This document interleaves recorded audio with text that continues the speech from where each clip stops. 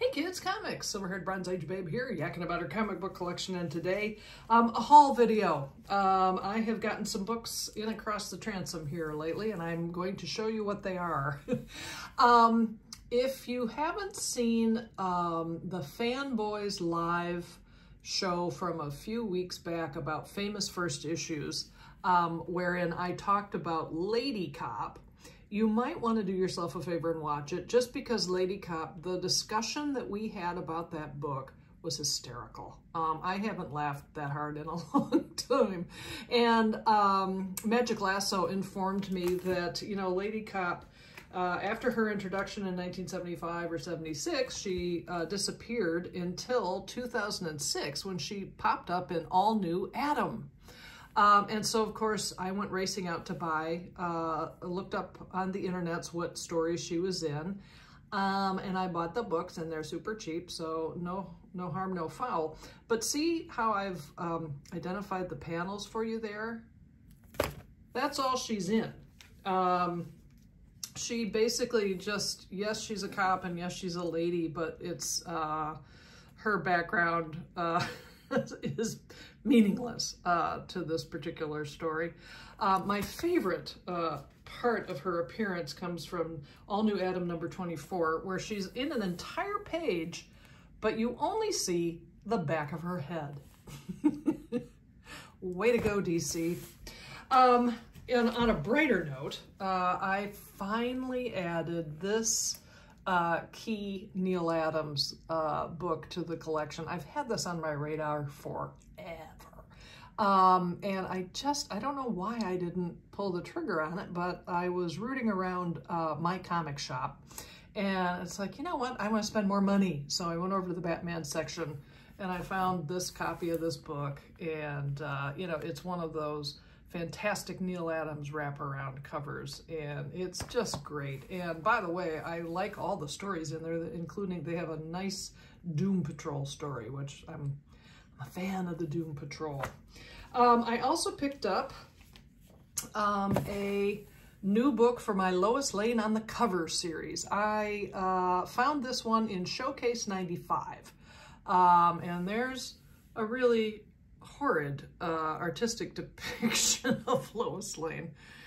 Could she be any more grumpy? You know, really? But the story itself is fantastic. So she and Jimmy Olsen take care of business without the help of Cal. So I love the story. The cover, oy vey. Speaking of oy vey covers, I'm a big fan of Rose and Thorn from the Bronze Age. Magic Lasso has invited me back at some point to the Fanboys, and sometime in March during Women's History Month, we're going to talk about Rose and Thorn. So I needed to pick up this issue because it's the second part of a two-part story from Showcase 95, and that I did not have. So so yay Thorn. Not sure I like the art there, but whatever. If any of you have done me the great favor of watching my channel, you know I talk incessantly about Love Everlasting, a Tom King series, and where our heroine keeps waking up in different romance stories. And this is the first issue of the third and final arc. And the cowboy matters a lot in this whole entire Joan saga. So that's issue number 11, and this is issue 12. And so there are 4 more books in this remarkable series, and I will be sad to see it end. Now, I did pick up this facsimile of Young Romance. This is from 1963. I love everything about it. The stories in it, particularly in light of, you know, what Tom King and co. are doing with Love Everlasting. If you have any interest in checking out what romance comics were all about back in the 60s, this is a really, you know, cost-effective way to find out, because basically you've read one romance story from that era, you've read them all. But the covers, this is a John Romita cover, and you know, the art can't be beat. So thumbs up from me. Speaking of facsimiles, I visited a new to me comic book store today, and because I had heard there was going to be a facsimile of Green Lantern, Green Arrow number 87, The Introduction of John Stewart. I do have a copy of this book, but it's coverless. And I really like facsimiles because I can, you know, trash them to my heart's content. And I just love to reread these classic stories, so yay. Also, I picked up at this store today something that, again, had been on my radar, but I just didn't bother picking it up. This is Superman number 113, but it's a Pizza Hut Collector's Edition, Volume 1. So I'm thrilled to add it to the my Silver Age Superman collection.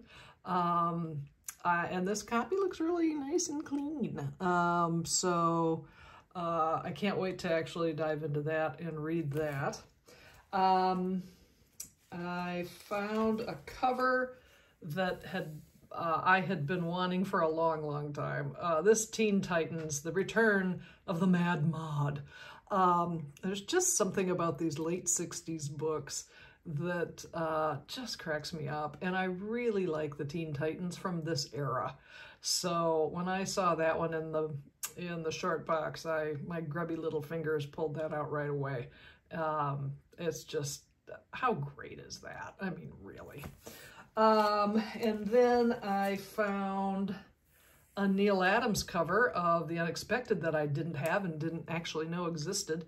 But this is classic Neal Adams ghost horror cover work from the late 60s, early 70s. I love these anthology books. I've talked a lot about them, so just thrilled to find that. And finally, wrapping up with another Neal Adams favorite, the Dead Man series from Strange Adventures. I've decided not to collect every single original book from that run because I have the stories in various reprints and that kind of thing. But I snatched this one out of the short box because it's probably one of my favorite covers from that original run. Again, it's Neal Adams doing Neal Adams, what Neal Adams does. And I've always admired that cover. So I am delighted to have it in the collection now. So there you go. That is the latest additions to the She Bab comic book collection. Thank you so much for stopping by, and I'll see you next time.